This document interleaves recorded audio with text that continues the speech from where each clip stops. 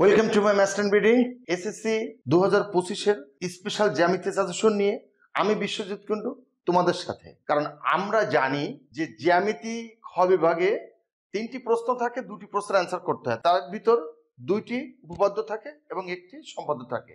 মোট 3টি প্রশ্ন থেকে 2টি প্রশ্নের অ্যান্সার করতে হয় 20টা মার্কস। কিন্তু বেশিরভাগ স্টুডেন্টসরা এই 20টা মার্কস অ্যাভয়েড করে চলে যায়, যার কারণে এ প্লাস থেকে আমরা বঞ্চিত হই। সেই জ্যামিতি থেকে আমরা যাতে 20টা মার্কস পাই, সেই স্পেশাল কিছু টিপস নিয়ে আমরা দেখি যে জ্যামিতিতে আমাদের কি কি আছে। আমাদের ষষ্ঠ অধ্যায় আছে, সপ্তম অধ্যায় আছে, অষ্টম অধ্যায় আছে এবং 15তম অধ্যায় আছে। আমাদের 3টি প্রশ্ন আমাদের আসবে। তার ভিতর থেকে কিছু শর্টকাট টিপস আমি আজ দিব, যা এই 20টা মার্কসে আমরা পেতে পারি। অধ্যায় 6 এবং অধ্যায় 15 এই দুইটা অধ্যায় থেকে একটি প্রশ্ন অ্যাড করে দেয়, অর্থাৎ এই দুটো অধ্যায় থেকে একটি প্রশ্ন তৈরি করে দেয় বা লিঙ্ক করে দেয়। আবার দেখা যাচ্ছে যে অধ্যায় 6 থেকেও একটি প্রশ্ন তুলে দেয়। তো অধ্যায় 6 থেকে আমরা কি কি করব? উদাহরণের 2 নং সৃজনশীলটি করব এবং অনুশীলনী 6.3 এর 19 নং সৃজনশীলটি করব এবং 20 নং সৃজনশীলটি করব। এই 19 নং সৃজনশীলের খ নাম্বারটা যদি আমরা প্র্যাকটিস করি তাহলে কি পাচ্ছি? আমরা 12 নং হয়ে যাচ্ছে এবং উদাহরণ 1 এর খ হয়ে যাচ্ছে। আবার গ নম্বর যদি প্র্যাকটিস করি তাহলে কি হয়ে যাচ্ছে? 16 নং প্রশ্নটি আমরা প্র্যাকটিস করতে পারছি এবং আমরা পারবো। 20 নং সৃজনশীল থেকে আমরা যদি প্র্যাকটিস করি তাহলে খ নাম্বার যদি আমরা প্র্যাকটিস করি তাহলে উপপাদ্য 15 আমাদের কমপ্লিট হয়ে যাচ্ছে। এবং গ নাম্বারে আছে হচ্ছে 90 ডিগ্রি প্লাস হাফ অফ একন এবং 90 ডিগ্রি মাইনাস হাফ অফ একন। এই দুটো আমরা প্র্যাকটিস করব, একটা বিপরীত। এই দুটোই আমরা প্র্যাকটিস করব। এই ষষ্ঠ অধ্যায় থেকে জাস্ট আমরা এই একটা সৃজনশীল, এই একটা সৃজনশীল এবং এই একটা সৃজনশীল, তাহলে কয়টা সৃজনশীল হলো? 3টে সৃজনশীল। এই 3টে প্রশ্ন যদি আমরা প্র্যাকটিস করি, যে কোনো বোর্ড প্রশ্ন হোক আর যে কোনো টেস্ট পেপারের প্রশ্ন হোক, আমরা এই 3টে সৃজনশীল থেকে আমাদের এই অধ্যায় থেকে যদি কোনো প্রশ্ন হয় তাহলে ম্যাক্সিমাম প্রশ্নগুলো আমরা এই 3টে প্রশ্ন থেকে আমরা পেয়ে যাব। এরপরে দেখা যাচ্ছে এর সাথে অধ্যায় 15 অ্যাড করে দেয় অনেক সময়। তাহলে এই অধ্যায় অ্যাড করার সাথে সাথে দেখা যাচ্ছে আমাদের পিথাগোরাসের উপপাদ্যটি আমাদের একটা খুব ইম্পর্টেন্ট একটা প্রশ্ন। এই উপপাদ্য হচ্ছে 39। এই উপপাদ্যটা আমরা প্র্যাকটিস করব। এটা অনেক সময় দেখা যাচ্ছে যে এবিসি ত্রিভুজের এ কোণ সমকোণ হলে AC square equal to AB square plus AC square প্রমাণ করো, অর্থাৎ অতিভুজের স্কোয়ার ইকুয়াল টু ভূমির স্কোয়ার প্লাস লম্বের স্কোয়ার প্রমাণ করো। এভাবেও আমাদেরকে দিয়ে দেয় অনেক সময়। তাহলে আমরা পিথাগোরাস উপপাদ্যটা আমরা ভালো করে প্র্যাকটিস করব। আর আমরা এই অনুশীলনী 15 থেকে সৃজনশীল আমরা 17টা ভালো করে প্র্যাকটিস করব। এখানে 3টে প্রশ্ন আছে। এই 3টে প্রশ্ন খুব ইম্পর্টেন্ট প্রশ্ন। তার ভিতর এক্সট্রা ভাবে 14, 15 এবং 9 নং প্রশ্নটা আমরা প্র্যাকটিস করব। তাহলে আমরা এই ষষ্ঠ এবং 15 অধ্যায় থেকে এই জাস্ট এই কয়েকটা জ্যামিতি করলে আমাদের দুটো অধ্যায় থেকে আমরা একটা প্রশ্ন কমন আমরা পেয়ে যাব।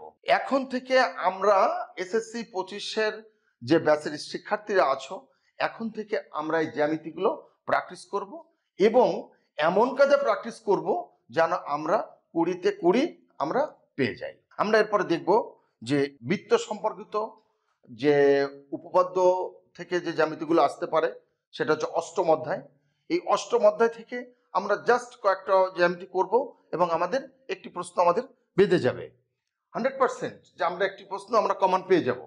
তার ভিতর দেখা যাচ্ছে অষ্টম অধ্যায়ের অনুশীলনী 8.2 এর অনুশীলনী 8.2 এর কেন আমরা অনুশীলনীতে গেলাম তার কারণ হচ্ছে আমাদের উপপাদ্য আকারের কোনো লেখা থাকে না যে কোনো বৃত্তের একই চাপের উপর দণ্ডায়মান কেন্দ্রস্থ কোণ বৃত্তস্থ কোণের দ্বিগুণ, এইরকম ভাবে অনেক সময় লেখা থাকে আবার নাও থাকে। কিন্তু বিশেষ করে এই ধরনের লেখা থাকে না, আমাদের তৈরি করে দেয়, মানে এক্সট্রা আকারের অনুশীলনীর আকারের তৈরি করে দেয়। এই জন্য আমরা অনুশীলনীটাকে আমরা বেছে নিচ্ছি। অনুশীলনী 8.2 এর 4 নং সৃজনশীলটি আমরা ভালো করে প্র্যাকটিস করব। মোস্ট ইম্পর্টেন্ট 4 নং প্রশ্নটি আমরা প্র্যাকটিস করব। এই 4 নং এর খ নাম্বারটা যখনই আমরা প্র্যাকটিস করছি তখনই আমাদের উপপাদ্য 20 আমাদের প্র্যাকটিস করে আসতে হচ্ছে। এই উপপাদ্য 20 হচ্ছে এই বৃত্ত সম্পর্কিত উপপাদ্যের মাদারবোর্ড। এটা না হলে বৃত্ত সম্পর্কিত কোনো উপপাদ্য আমরা কমপ্লিট করতে পারবো না।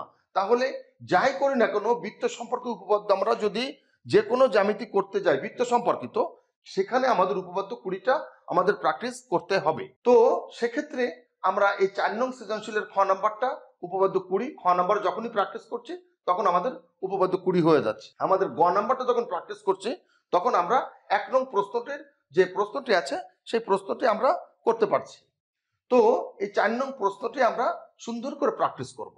অনুশীলনী 8.3 এর 5 নং সৃজনশীলটি আমরা সুন্দর করে প্র্যাকটিস করব।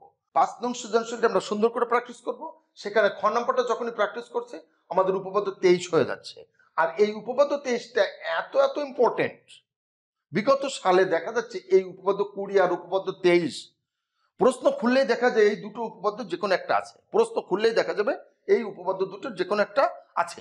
তো আমরা এই উপপাদ্য দুটো ভালো করে আমরা প্র্যাকটিস করব। এরপরে এই যখনই গ নাম্বারটা প্র্যাকটিস করছি তখনই আমাদের 4 নং প্রশ্নটি আমরা প্র্যাকটিস হয়ে যাচ্ছে। অর্থাৎ তাহলে এই একটা প্রশ্ন প্র্যাকটিস করলে আমার 3টে প্রশ্ন আমরা পেয়ে যাচ্ছি। অনুশীলনী 3 অর্থাৎ 8.3 এর 3, 1, 2, 3 এই 3টে এই যে অনুশীলনী 8.3 এর 1, 2, 3, 5 এই জ্যামিতিগুলো আমরা সুন্দর করে প্র্যাকটিস করব। আর অনুশীলনী 4 এর 5 নং সৃজনশীলটি আমরা সুন্দর করে প্র্যাকটিস করব। আর উপপাদ্য থেকে 18 নম্বরটা খুব সুন্দর করে প্র্যাকটিস করব। আর 18-র একটা বিকল্প ধারা আছে 19, কিন্তু 19টা লেস ইম্পর্টেন্ট, কিন্তু 18টা খুব ইম্পর্টেন্ট। আর 21 নাম্বারটা হচ্ছিল অর্ধবৃত্তস্থকোণ এক সমকোণ। অনেক সময় দেখা যাচ্ছে ক নাম্বারে দিয়ে দেয়, তো সে আমরা অর্ধবৃত্তস্থকোণ এক সমকোণ এটা একটু আমরা শর্টকাটে প্রমাণ করা শিখবো যে এটা করলেও আমাদের কি হবে, এমসিকিউতে আমরা এই প্রশ্নটা অনেক সময় আমরা পেয়ে যাই। তো এখানে একটা প্রশ্ন আমরা দেখাবো, তা হচ্ছে এখানে জাস্ট আমরা একটা সেম জিনিস দেখাবো যে এই এমন একটা জ্যামিতি যে জ্যামিতিটা প্রশ্ন খুললেই আমাদের দেখা যায় যে এই ধরনের জ্যামিতি আমাদের প্রশ্ন আসছে। এই যে 1 নং প্রশ্নটি অর্থাৎ এই গ নম্বর প্রশ্নটি, 4 নং এর গ এবং 8.3 এর 3, এখানে দুটো জ্যামিতি আমি লক্ষ্য করো। 8.3 এর 3 নং প্রশ্নটি কি আছে, ও কেন্দ্রে বিশিষ্ট বৃত্তের এ বি এবং সিডি দুটি বৃত্তের অভ্যন্তরে অবস্থিত কোনো বিন্দুতে মিলিত হয়েছে, প্রমাণ করো যে এ ও ডি কোণ প্লাস বি ও সি কোণ ইকুয়াল টু 2 সমকোণ বা 180 ডিগ্রি। আবার 8.2 এর 1 নং এ কি আছে যে ও কেন্দ্র বিশিষ্ট কোন বৃত্তের এ বি সি ডি একটি অন্তর্লিখিত চতুর্ভুজ, এ বি এসি এবং বিডি কর্ণদ্বয় পরস্পর এই বিন্দুতে ছেদ করেছে, এ বি এসি এবং বিডি কর্ণদ্বয় এই বিন্দুতে ছেদ করেছে, প্রমাণ করো যে এ ও বি কোণ প্লাস সি ও ডি কোণ ইকুয়াল টু 2AE বি কোণ। এই যে জ্যামিতিটা, এই দুটো জ্যামিতি যে কোনো একটা প্রশ্ন করলে দেখা যায়। আর হচ্ছিল আরেকটা জ্যামিতি হচ্ছিল এই যে যে 4টি বিন্দু হলো সমরেখ বা সমবৃত্ত।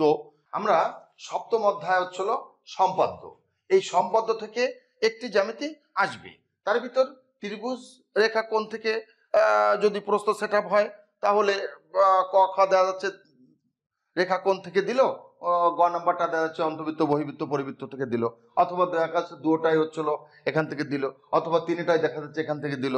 এই যে গত বছরে যে মানে এই যে 24 সালে যে প্রশ্নগুলো আসছে ম্যাক্সিমাম এই রেখা কোণ থেকেই বেশি আসছে।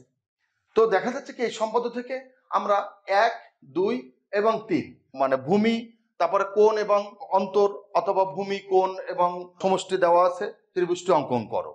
আবার এটা সামন্ত্রিক অঙ্কন করো। এই 19 নাম্বার হচ্ছে ট্রাপিজিয়াম অঙ্কন করো, সামন্ত্রিক ট্রাপিজিয়াম এই দুটো খুব ইম্পর্টেন্ট একটা জ্যামিতি। আর হচ্ছিল অন্তবৃত্ত, বহিবৃত্ত এবং পরিবৃত্ত। জাস্ট এই 3টে জ্যামিতি খুব সুন্দর করে আমরা প্র্যাকটিস করব যে অন্তবৃত্ত কিভাবে অঙ্কন করে, পরিবৃত্ত কিভাবে অঙ্কন করে এবং বহিবৃত্ত কিভাবে অঙ্কন করে, এই 3টে জ্যামিতি খুব সুন্দরভাবে প্র্যাকটিস করব।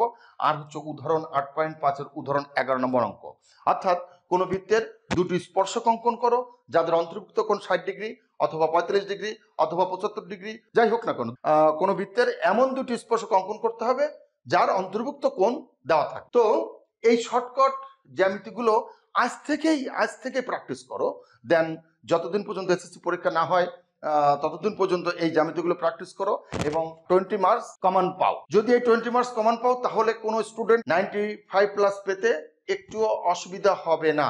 এই এ প্লাস পেতে বা 90 প্লাস পেতে শুধুমাত্র বাধা হচ্ছে এই জ্যামিতি যদি সুন্দর করে প্র্যাকটিস করতে পারো, জাস্ট এই করা জ্যামিতি যদি আজ থেকে প্র্যাকটিস করো, দেন এসএসসি 25-এর জন্য এই জ্যামিতিগুলো মোস্ট ইম্পর্টেন্ট। সবাই মাস্টার মিডি চ্যানেলটিকে সাবস্ক্রাইব করে মাস্টার মিডি চ্যানেলের সাথে থাকো এবং সুন্দর সুন্দর সাজেশন এবং ক্লাস উপভোগ করো। Thanks for everyone.